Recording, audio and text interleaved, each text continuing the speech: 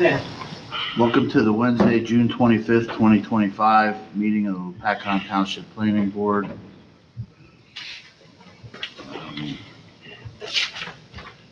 Would everyone please join me in a moment of silence, followed by the Pledge of Allegiance.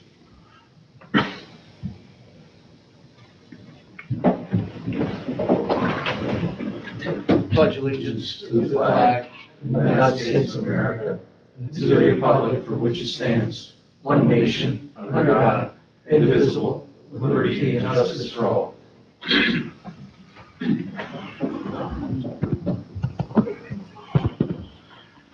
Adequate notice of this meeting has been provided, indicating the time and place of the meeting in accordance with Chapter 231 of the Public Laws of 1975 by advertising a notice in the Star Ledger in the Express Times and by posting a copy on the bulletin board in the municipal building. Call the roll. Members Coyle, Coy. Here. George. Here. Lawler. Mangucci. Here. Lito. Here. Weeks. Vice Chairwoman DeLeo. Here. Chairman Sampson. Here. You have a comment. Okay, old business. Everybody get the email with the copy of the minutes? Everybody got it? Anybody have any questions, concerns, comments, revisions? Okay, hearing none. Would someone like to care to make a motion to approve the minutes? Motion. I'll second. All in favor? Say aye. Aye. Nays? I have to abstain also, please. Okay, Lopatcong, new business, Lopatcong School District. Looks like we're gonna add a little parking, some sidewalks. Mr. Gianfacaro?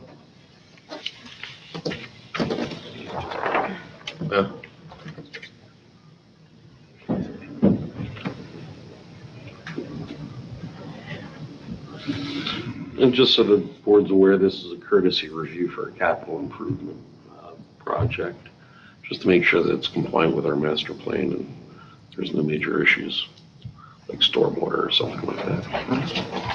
Thank you very much. Anthony Gianfacaro, Gianfacaro Architects, Engineers, and Planners.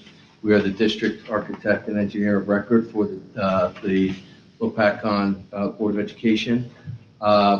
With me here tonight, too, is Mr. Marmolejos, the superintendent. If you have any questions for him, in addition to what we are presenting here. Currently, there is... Mr. Gianfacaro, I'm just going to swear you in quick. Oh, sure. Just for belt and suspenders. Do you swear affirm that the testimony you're about to give this board is the truth, the whole truth, and nothing but the truth? Yes, Thank you, sir. You've been here before. I have. I've and I testified. believe The board is accepted. Thank you. Currently, there is a loop in front of the existing Lopatcong Township Elementary School, and it's used for bus drop-off.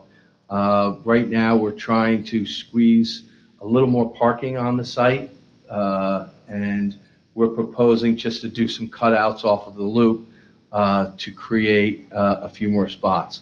We're going to put one light pole on each side just to give a little light to that area. If someone comes out, after dark, in the winter, say 4:30 or so. It's pretty simple. We're doing it on the inside of the loop. If I could just point out to, the inside of the loop on the west side and on the east side. It's on the outside of the loop. We're adding 10 on the east side and another 10 on the west side. And again, we're going to run an electric line just to put a fixture on both sides. We're going to curb. There's an existing curb right now just on the inside. So we're going to curb the side on the west side.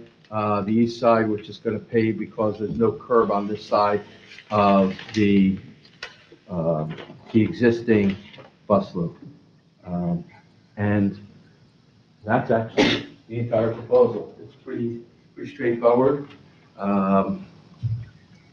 It's less than 5,000 square feet of disturbance. It's about, I think we're less than 20 spots is, I think it was about So- 3,800 yeah, it's about square 30. feet of new lot coverage Yeah. when I looked at it. so, we're here tonight to, present to you and 3,200, sorry. Do we have to designate any handicaps in that? we're gonna use existing handicap parking, on the site. We weren't planning on making any of these handicap. Doesn't change anything, right, if they're only adding a couple spots? No, it's- Goes yeah. by the size of the building, right? In terms of handicap spaces, I mean, I don't know what the total count of handicap is on the site, but certainly, right, the first 25 require one handicap space, and the first 50 require two. It's like 1 per 25, but once you get over a certain amount of parking, it's not a direct correlation to 1 per 25. There's like a different ratio that's in the barrier-free subcode. I'm not sure what that number is, but I would imagine if the school needed more handicap spacing, you'd probably designate some closer to the building. Exactly. I haven't been personally through that loop, so I don't know what it looks like grade-wise, but I don't know if it would be ADA compliant or not. Yeah, I mean, if we wanted more, I'd put them up closer to the sidewalk or even on the other side, which is closer to the front door. Yeah. We'd want to move them closer. All right, anybody on the board have any questions? I do. Sure. Izzy, what are you doing? So, You're cutting down 2 trees, man. first I want to thank you. I guess I should present myself. Yeah, let me just swear you in as well. Absolutely. Raise your hand. Do you swear or affirm that the testimony you're about to give this board is the truth, the whole truth, and nothing but the truth? I do. Please state your name and spell your last for the record. Israel Marmolejos, Marmolejos, Lopatcong Township School District Superintendent. So first, Ms. George, thank you for the ginkgo tree. That was very nice, and Shade Tree Commission. So when we received the preschool grant, we had a lot more traffic to the front. So it got to the point, because we're still looking at that back, because there's still work that has to be done back there. But the front was a very, very important issue. We actually had school buses that almost had to stop on 57. As soon as I saw that, figured, all right, we're gonna have to do some work, open up some spots. We had folks parking on the side where there are no parking spots. It made it harder for the buses to come in. So by adding spots, not only are we gonna give staff more parking spots, but during dismissal and arrival, we have spots where parents can actually park without causing any hazardous situations for our school buses and our students that are on those buses, and parents that are dropping off as well. Beth, I'm not sure about our new ordinance, if schools are exempt from the ordinance. Because those are 2 trees. I assume it's 2 trees being removed? Yes. There's one. And based on their diameter at breast height, that's going to determine how many trees need to be removed and a permit needs to be submitted, because I'm tired of having to tell people. Yeah, They're too big I don't think the trees, right? district's exempt. I think that Yeah. anyone would be required to replace the trees. Cool. So a permit is required to remove the trees, and depending on how big they are, they do have to be replaced. Mhm. That's all. Yes. You're allowed up to 3 in a 4-year period, a 5-year period, but not the size of those trees, unfortunately, so we will have to replace. Not a problem, there's no problem obtaining a permit, as long as you guys approve it. And we actually do have a plan. We're working with the Trees for Schools. I believe we're receiving 15 trees per building. Some big, some medium-sized, some small. So yes, we do have a plan to replace as many trees as possible and add some. I'm so glad to hear that. Right. And my other question is, I think there's a new state regulation regarding electric charging stations. When you do something, and I'm looking on this now, but when you make changes to a parking lot, when you add more spaces, if you renovate the spaces, there's a requirement for having electric charging stations. Right, there's a They don't have to be model paid for by you, they have to be provided there by you, and I'm not Okay. sure if that fits in. Do you have any plans for a fuel-efficient vehicle spot, or adding a charging station for any of your teachers or administrators that might have electric vehicles? We did not. Yeah, right now, we don't have plans. I mean, obviously, to designate a spot is pretty simple. But, to put like a zero emission vehicle spot, put up a sign or a placard or whatever. But in order to put a charging station, it would be more cost, obviously, to the district to, we'd have to go in and get power and run it outside and everything. Either that or we'd have to increase the size of the power to the light pole. Right now, we weren't planning on doing that. Yeah, I haven't reviewed the I'm sorry. There's a model EV ordinance that the state has passed, and all municipalities are obligated to apply to any site applications.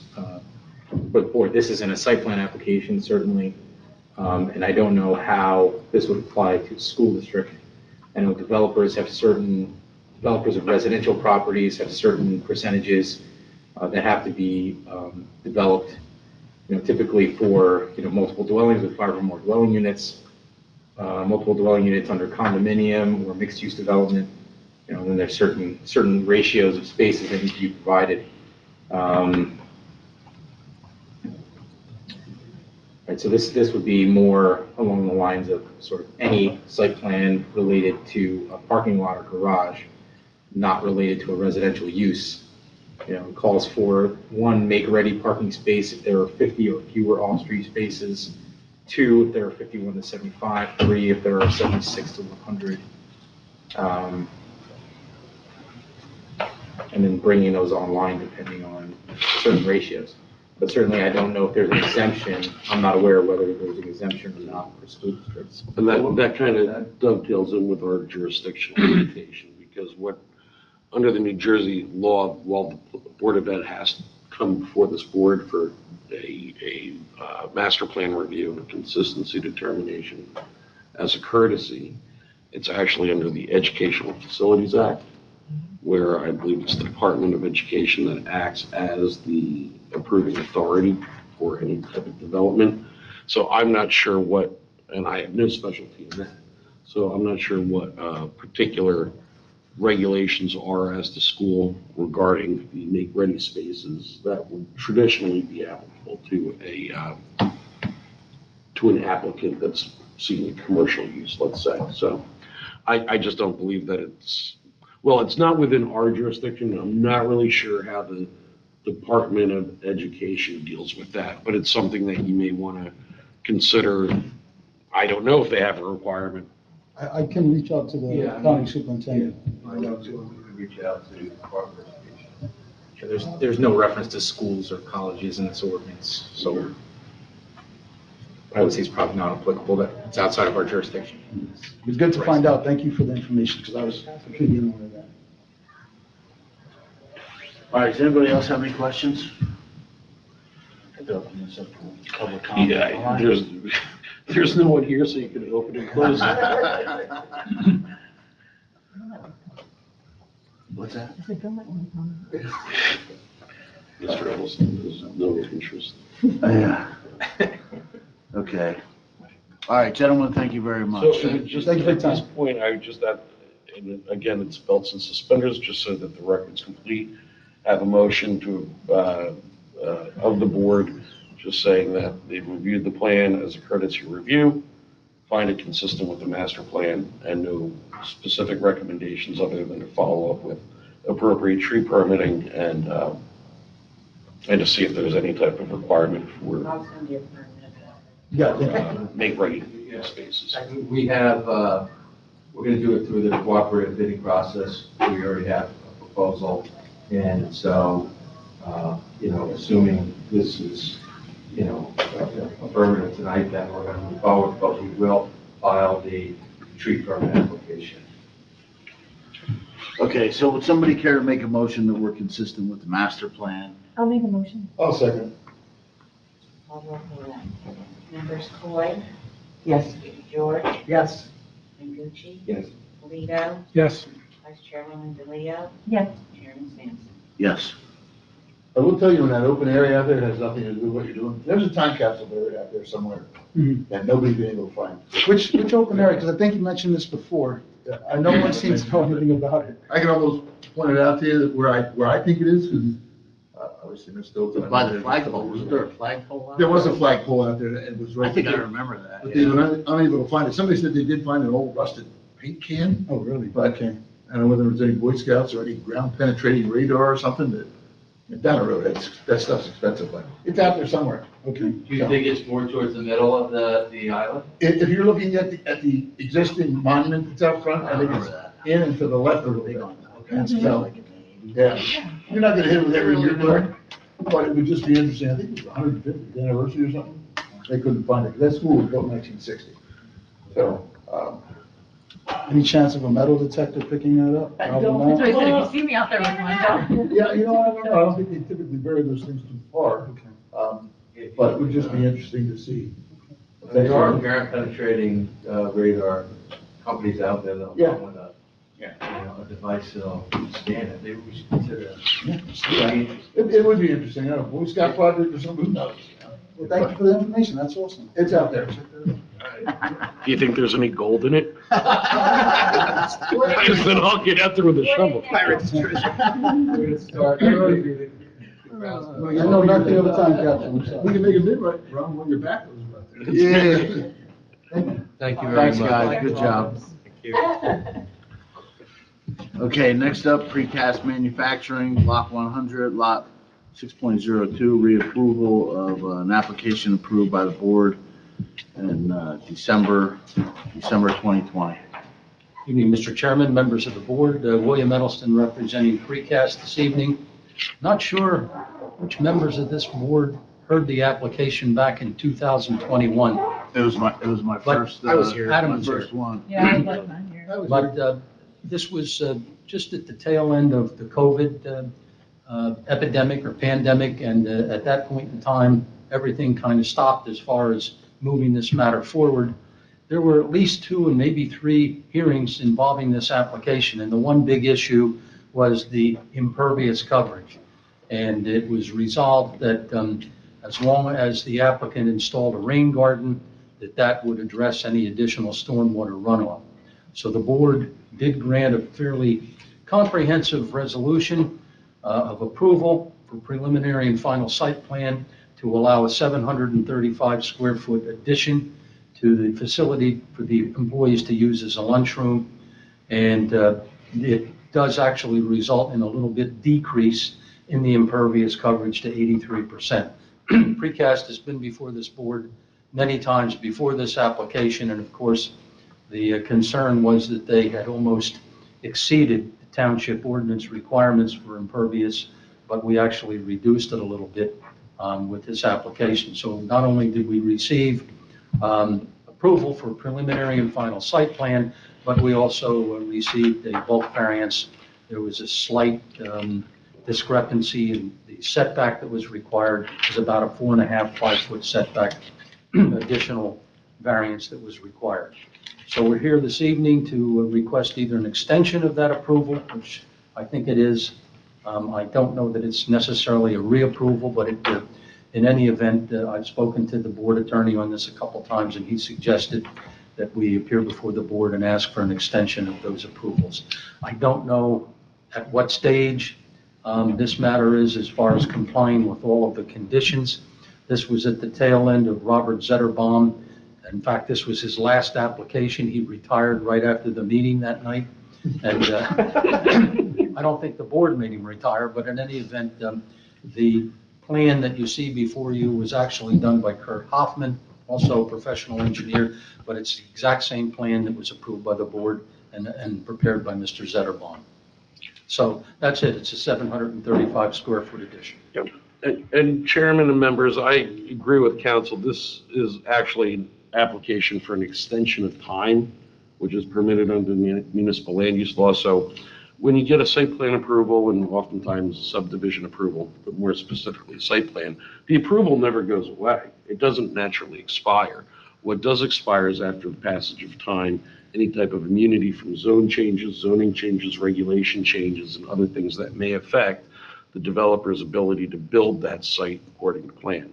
So under the municipal land use law, the applicant does have the opportunity to come in and apply for extensions of time to expand the actual benefits of the approval and provide a greater period of protection. Because preliminary and final was granted in 2001, it naturally would have a 2-year protection period that can be extended for 1-year periods. But this is also somewhat unique because it was granted in the midst of the emergency pandemic health emergency. And the legislature did actually enact a statute that told approvals during that time period that were granted in proximity to 2020, and I forget the date, to when the governor terminated it, and it was terminated in March 7 of 2022. So the approval really started running based upon that legislation from March 7, 2022. If you add 2 years to that, it naturally gets to 2024. So they're within time for a extension clearly as provided under the municipal land use law. And it's just the only burden that the applicant bears is to demonstrate to the board that there was some difficulty in doing or completing the project, which I believe here is the testimony. It was just pandemic and other kinds of related issues. But it's not an uncommon thing to be granting extensions of approvals. And this board's done it before in the past, so. We just did it 2 meetings ago, I believe, didn't we? How long was that extension? It was like 19 months. 3 1-year extensions, right? Yeah. The initial 2 year. Yeah. So you get 2 years, and then you can add 1 year. So you have ultimately 5 years until you're not protected from zone changes. So That's 20, right. So it was 2027 basically, from 2022 to 2027. So we're still within that time frame of extension. So how long of an extension are we gonna grant right now? Yes, that's a question. That's the question of the applicant. How long of an extension are you looking for? I would say 2 years under the circumstances. And I can add some more detail to what Mr. Ellison has presented to the board. We had gone through the resolution compliance process with Mr. Zetterbaum. It took some time because he was in Florida at the time, but we went back and forth with him to perfect the plans, get them to a point where they've addressed all the resolution compliance comments. The last set that I had in our file, I printed out. I don't have a set of the Kurt Hoffman plans, but I'll get those from Beth. And we can just verify that the final set that Mr. Zetterbaum presented is reflected on Mr. Hoffman's plans, the current engineer's plans. And if all those plan details are the same and the rain garden is the same, and there was some reduction in impervious coverage as well in the rear of the site. So as long as all those conditions that were presented at the time in 2020 are reflected on the plans, then we would just be able to sort of roll that into an approved site plan. And we were even ready to go to a pre-construction meeting, and I was reviewing my emails from back in 2021, and one of the gentlemen from Precast had indicated that they were putting the project on hold due to the pandemic, and they would probably revisit it in the future, and that's what's happening right now. So they were pretty much ready to pull the trigger on construction. So do we need to put a condition on the extension that it's as long as, it is what we For 2 approve? years, I guess, and it has to be in substantial conformance, certainly Mr. Yeah, Rice can put the language all together. of Prior the, approval. all of the requirements and the conditions in terms of the prior approval remain in full force and effect. So there's no conditions on No. what we're gonna do, right? You're not altering that decision where what the board did back in 2021 at all. You're just extending out the timeframe of protection relative to the project and those conditions, that nothing's changing. And that, I guess, by my reckoning, if I'm right, based upon that termination with, I guess the new date would be about March 7, 2027? It was the extension period. Yeah. Yeah, 5 years Yeah. after the emergency was lifted, so. That's my calculation. Okay.